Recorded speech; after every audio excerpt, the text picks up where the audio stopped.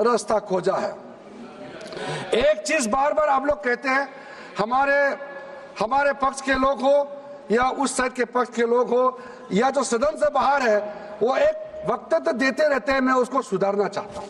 ये कहते हैं कि हमारा देश में लैंड बैंक जो है वक्फ बोर्ड के पास 3rd लार्जेस्ट है। पहला रेलवे, इंडियन रेलवे, फिर इंडियन आर्मी मतलब इंडियन डिफेंस का, और फिर कहता है वक्फ बोर्ड के पास जमीन है। मैं उसको सुधारना चाहता हूं। सर, आप भी तो ट्रेन में चलते हैं, हम लोग भी ट्रेन में चलते हैं। हजारों किलोमीटर ट्रेन का पटरी लगा हुआ है, स्टेशन बना हुआ है।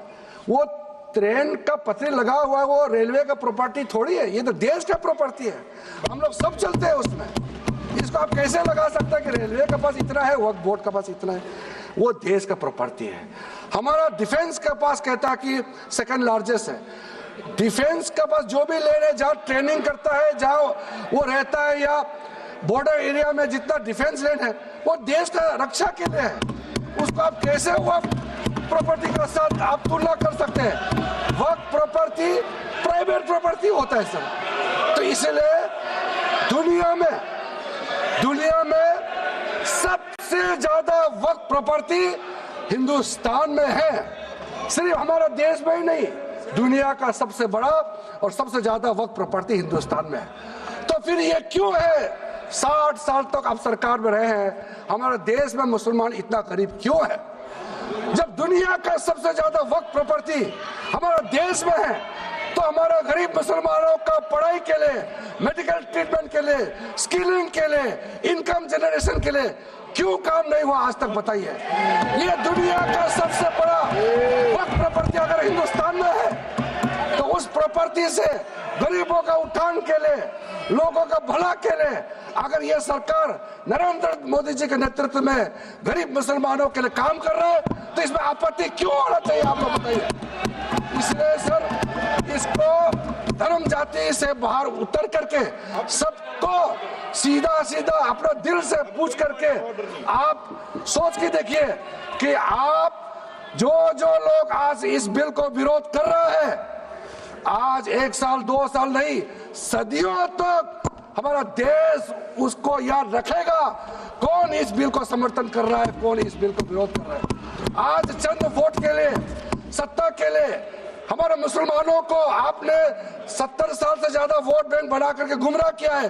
कितना और गुमराह करना चाहते हैं?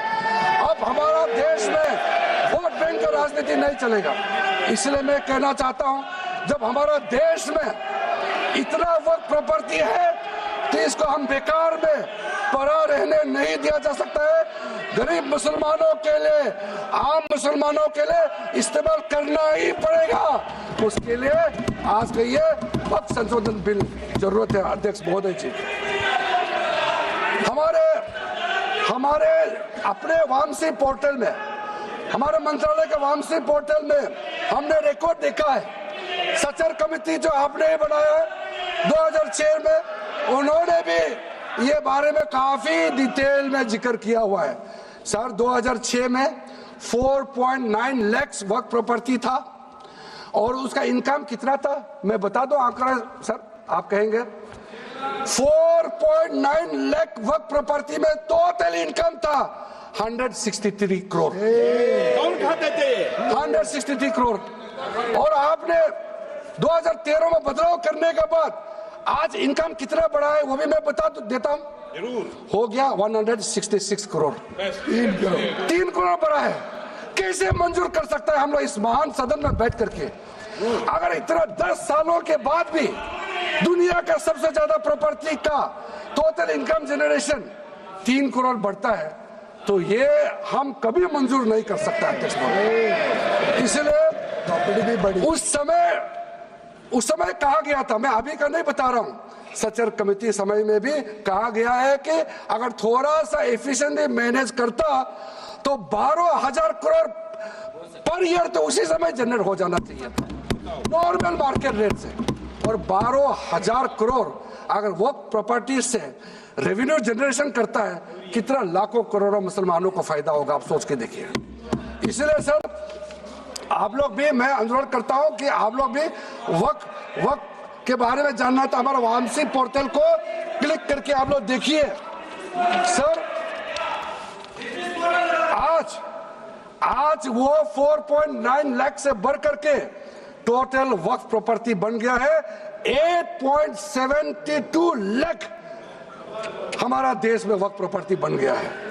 और आप कल्पना कीजिए 8.72 लाख प्रॉपर्टी वक्फ का है, उसको अगर हम सही तरीके से मैनेजमेंट करता तो हमारा मुसलमानों का ही नहीं है, देश का तकदीर बदल जाएगा। इतना प्रॉपर्टी हमारे पास। अब समझिए चीज को।